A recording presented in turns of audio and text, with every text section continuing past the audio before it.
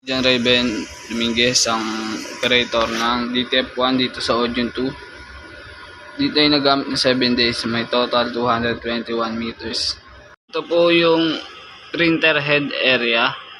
Ang last palit ng white ay September 2023. Yung colored ay May 7, 2024.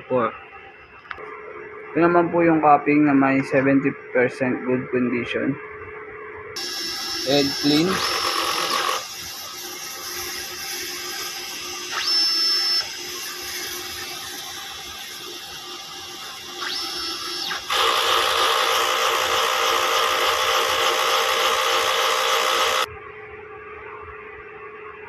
Nozzle check.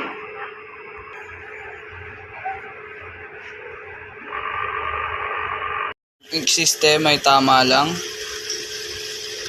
Ground wire.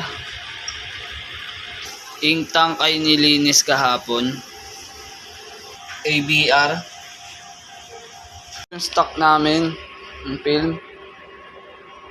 Naman po ang SMYK. Po yung records na nagamit. Ito sa white. 6 sa resin powder. 3 sa media.